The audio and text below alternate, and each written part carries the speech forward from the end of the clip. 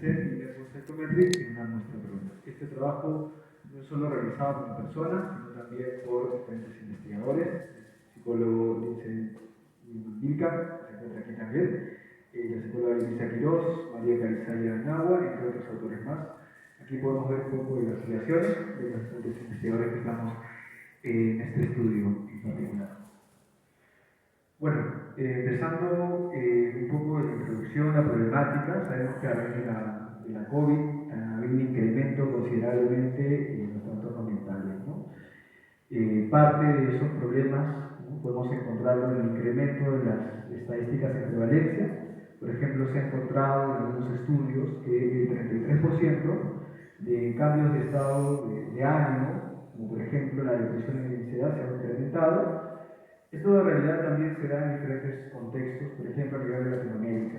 En México encontramos estadísticas de depresión del 20.8%, ansiedad del 35.1% también. De la misma manera, Perú no es ajeno a ello. Podemos evidenciar también en un último estudio, en 2021, que la prevalencia de síntomas depresivos leves suele presentarse un 15.6%. En el caso de los síntomas depresivos moderados son de un 4.3%.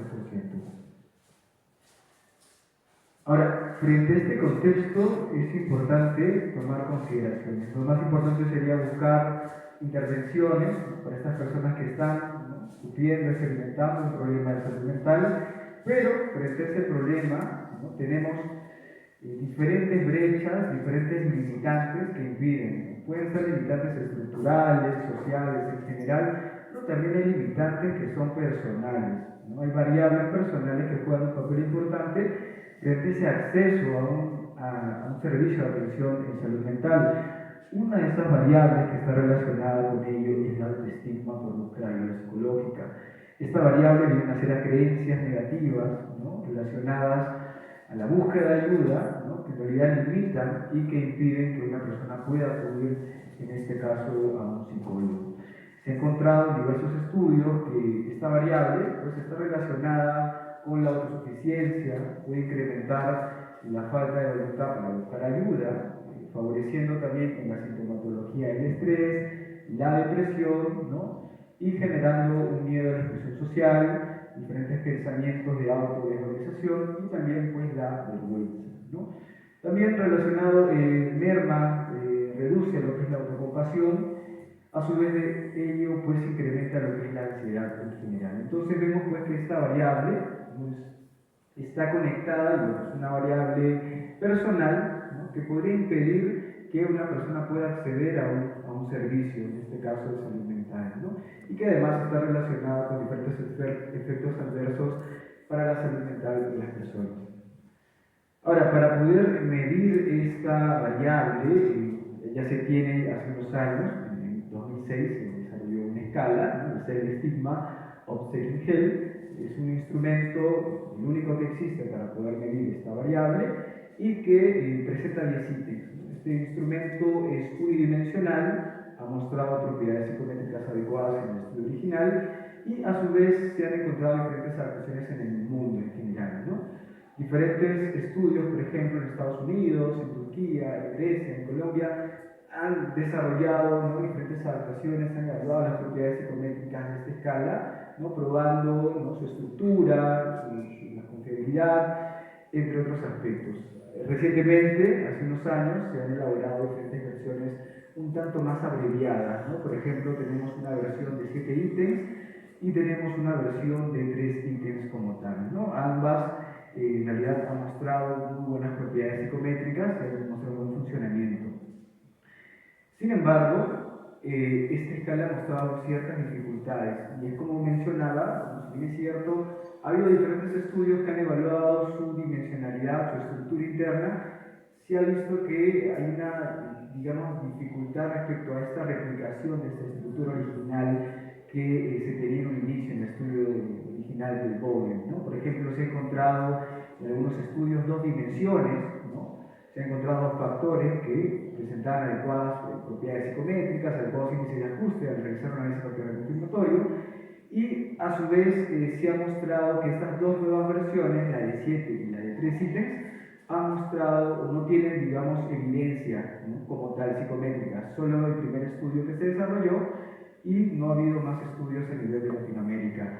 A su vez, se ha encontrado una falta de invarianza en medición. Algunos estudios no han reportado invarianza, solamente se ha focalizado en la estructura interna, pero no han podido evaluar si es que la prueba es influenciada, ¿no?, por diferentes características sociodemográficas, en este caso los participantes, ¿no?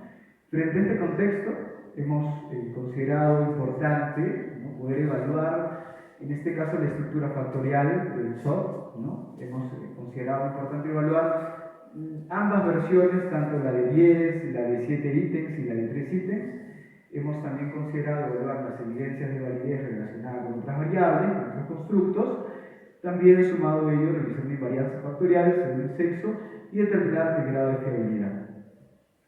Respecto al método, el estudio ha tenido una muestra de 404 participantes peruanos, con un rango que oscila entre los 18 y 58 años de edad en general, encontrando gran cantidad de participantes que residen en un área urbana, ¿no? La mayoría de ellos eran solteros, 84.2%. En el estudio hemos utilizado 3 instrumentos como tales: el Celestic-Mercer, que ya lo he mencionado, el PHQ-9, que nos permite la medición de la sintomatología depresiva, y la escala autoestigma de Rosenberg en general. Respecto al procedimiento, como toda investigación es importante tener aspectos éticos. El estudio siguió las normativas de la Declaración de Helsinki. Además de ello, tuvo una aprobación por el Comité de Ética de la Universidad de la Unión. Sumado a ello, hicimos un proceso de validez de contenido, ¿no? También un proceso de validez aparente. Tuvimos un grupo de 7 expertos que evaluaron el contenido y, sumado a ello, 12 adultos, ¿no?, que eran, pues, básicamente lo que estábamos buscando, ¿no?, nuestros criterios de selección de los participantes. El proceso de recolección de datos fue mediante un formulario, Google Forms, ¿no? Dentro de este formulario estaban los aspectos, pues, de consentimiento informado, garantizando, pues, el anonimato, la voluntariedad y ninguna obligatoriedad de esta participación como tal. Respecto a los análisis de datos, bueno, ya ustedes conocen la VDAIC para el tema de la validez de contenido, los análisis descriptivos, la media, la dirección estándar, la simetría y la kurtosis.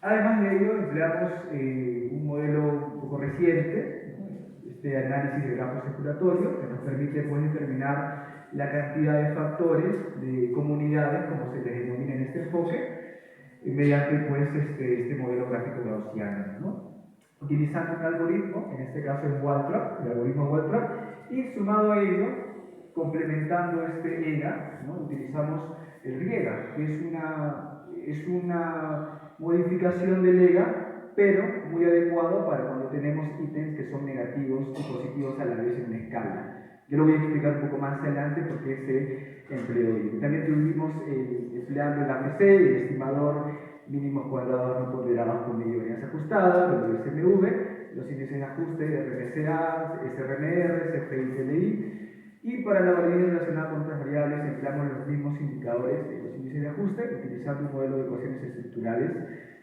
También trabajamos en invarianza mediante un análisis factorial multigrupo. Y finalmente tuvimos la fiabilidad del coeficiente omega. Todos esos análisis fueron realizados en el programa R y la matriz gráfica del estudio como tal. Respecto a la validez basada en el contenido, obtuvimos adecuadas respuestas, hubieron algunas variaciones del contenido de los ítems, pero como podemos apreciar de pronto en la imagen, pues todos han sido superiores, en este caso a punto 70 como tal, ¿no?, como se esperaba, no ha habido ninguna dificultad. En este sentido hemos obtenido evidencia de validez basada en el contenido. Por otro lado, tenemos los análisis descriptivos, ¿no? Vemos que tanto la simetría y la kurtosis, esta normalidad univariada descriptiva de los ítems, pues se presenta adecuadamente, no están los ítems mostrando fuera del rango como tal. Y respecto a la validez basada en la estructura interna, aquí es muy importante, aquí aplicamos el RIEGA como tal. Sabíamos que esta escala presentaba, pues, estaba mostrando 2 factores, y recientemente unas técnicas bastante sofisticada, se está permitiendo poder identificar realmente cuántos factores existen, en este caso en una escala. En ese sentido, aplicamos el Riega, ¿no?, que ha mostrado evidencia en algunos estudios de simulación. En este caso, bueno, en la imagen podemos ver algunos círculos, estos los conocemos como nodos, y las rayitas que están conectando esos círculos se les denomina aristas, ¿no? Todo está generando un modelo de red, y al desarrollar encontramos que solamente hay una comunidad. En diferentes otros estudios se han encontrado dos factores, pero en este caso hemos encontrado un factor. Este análisis de Riega permite de pronto controlar o manejar o identificar realmente, o que mejor dicho no afecte el tema de la relación de los ítems. Sabemos que los ítems negativos provocan o generan en la mayoría de los casos un factor adicional en la estructura. En este caso hemos podido encontrar, utilizando Riega, que la verdadera estructura factorial de esta escala es una comunidad, como se le denomina en este enfoque, o un factor. Empleamos también este mismo análisis de Riega para la escala de 7 ítems, ¿no? Podemos evaluar que solamente hay un factor como tal, y pues esto se aplicó específicamente a la versión de 10 y 7 ítems, porque estas versiones contienen ítems positivos y negativos. La versión de 3 ítems, aquí no aplicamos el Riega porque esta versión solamente contiene ítems positivos como tales. Entonces, de un primer momento encontramos solamente un factor como tal en estos modelos de red. Posteriormente, evaluamos la estructura interna mediante un enfoque, el análisis factorial confirmatorio. Mediante este análisis podemos identificar que la versión de 10 ítems en realidad no estaba ajustando muy bien a los datos, como se puede apreciar pues, en tanto el CFI, en el TLI, en el SRMR y en el RMSA como tal, ¿no? Sin embargo, encontramos, a diferencia de la escala de 10 ítems, que tanto la versión de 7 como de 3 presentaba adecuados valores en los índices de ajuste, ¿no? Como podemos examinar, CFI y TLI está muy bien, y ni qué decir pues, en la versión de 3 ítems como tal. Frente a ello, se utilizó estas dos últimas versiones, tanto la de 7 como la de 3, para poder evaluar la fiabilidad y hacer los análisis posteriores. En este caso, ambos instrumentos, ambas versiones, mostraron satisfactorios valores en la confiabilidad, en el coeficiente omega, tanto para la muestra de varones como para la muestra de mujeres, así como la muestra total en el estudio, ¿no? Adicionalmente a ello, trabajamos hicimos una invarianza respecto al sexo, ¿no? Probamos modelos de invarianza, transeural, métrica, escalar y estricta. En este caso encontramos que la versión de 7 tenía dificultades en el tema de invarianza, no tener o mostrarse adecuadamente los parámetros del CFI delta y el RMSA delta. Por lo tanto, encontramos dificultades en la escala, ¿no?, de 7 ítems. Caso contrario, se encontró en la escala de 3 ítems, en donde sí se puede evaluar pues, que la escala es invariante, ¿no? Secuencialmente se trabajó la invarianza configural, métrica, escalar y estricta, y pues se encontró que era invariante, ¿no?, como tal. También trabajamos estos resultados de validez relacionadas con otras variables, el modelo SEM. Podemos apreciar que se trabajó en la versión de 7 ítems, con lo que es la autoestima y la depresión. El modelo ajustado a los datos mostró que efectivamente una o mejor dicho, que la autoestima influía, ¿no?, negativamente en la autoestima e incrementaba y favorecía la sintomatología depresiva en los participantes. Estos mismos hallazgos fueron encontrados también en la versión de 3 ítems. Se pudo identificar lo mismo, ¿no? Los modelos ambos ajustaban bien a los datos, mostraban adecuados índices de ajuste. Respecto a la discusión, hemos podido, ¿no?, evaluar desde otro enfoque, desde otra mirada, de este modelado de los datos, específicamente en psicometría, y podemos ubicar pues, que tanto empleando EGA como RIEGA encontramos un factor, ¿no?, una comunidad, y evidentemente este modelo es era el modelo inicial que había propuesto el autor y replica mucho con otros estudios también que avalan estos hallazgos, ¿no?, y concuerdan en realidad. en general. Respecto al análisis factorial, encontramos 6 dificultades con la elaboración de 10 ítems y habíamos encontrado en otros estudios que también presentaban limitaciones en la elaboración de 10 ítems como tal. El caso contrario sucede con la elaboración de 7 y 3 ítems, en donde pues, se muestra mejores índices de ajuste, ¿no?, en general, y dando soporte a estos modelos unidimensionales. Sumado a ello, podemos encontrar que de las versiones tanto de 10 como de 7 como de 3, pues la que tiene mayores propiedades en este caso sería la versión de 3 ítems en general, ¿no? Esto posiblemente se debe a la ausencia de ítems negativos. Sabemos que los ítems negativos tienen un efecto, no sé si podría decirse perjudicial para la escala como tal, ¿no? Podría tener algunas dificultades o limitaciones, ya sea afectando la confiabilidad o ya sea también afectando o generando otra dimensión adicional, ¿no?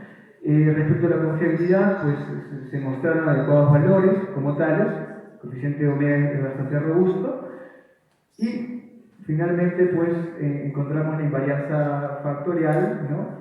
Lastimosamente en la versión de 7 ítems no se pudo brindar esta invarianza que podría ayudar mucho en la comparabilidad de estas puntuaciones que se tiene de esta versión de 7 ítems entre hombres y mujeres.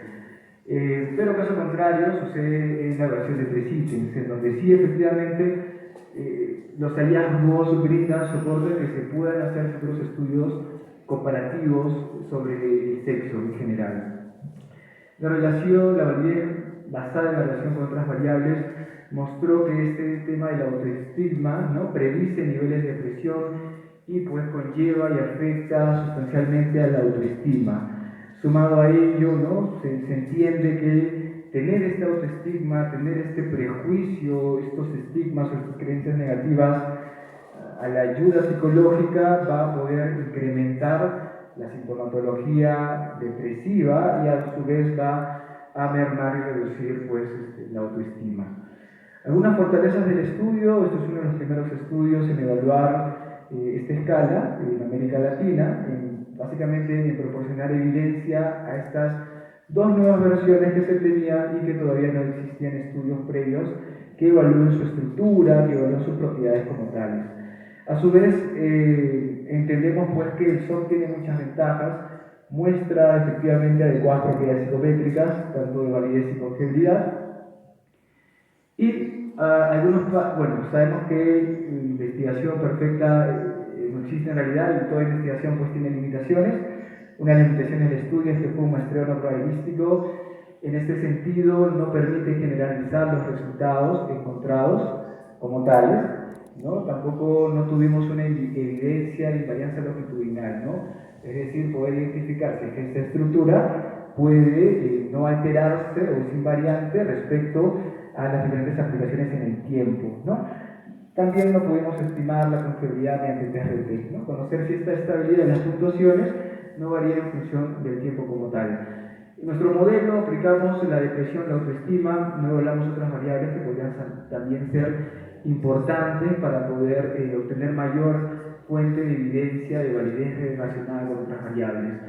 Algunas conclusiones del estudio es que SOT posee propiedades adecuadas psicométricas, que las otras versiones, es invariante entre hombres y mujeres, muestra validez, ¿no?, como tal relacionada con otras variables, y además consideramos que al ser breve este instrumento podría ser útil para ser utilizado en algunas encuestas nacionales. En algunas encuestas nacionales a veces la cantidad de ítems juega un papel importante, puede ser algo perjudicial, pero esta escala podría ser útil para poder emplearlo, ¿no?, y para poder conocer de pronto cómo está este tema del autoestima. Sumado a ello, también es importante señalar para futuros estudios que se pueda realizar un punto de corte, ¿no? Eso es importante y eso es lo que también están haciendo los investigadores. El mismo creador de la prueba también está tratando de hacer un punto de corte para conocer de pronto quién tiene autoestima, quién no tiene, y a través de un puntaje, un punto de corte, a través de la sensibilidad y especificidad, poder identificar este hallazgo y esto pues sería bastante útil en el ámbito de la salud mental en general. Eso sería básicamente todo. Muchísimas gracias por su atención. Aquí las referencias. Gracias.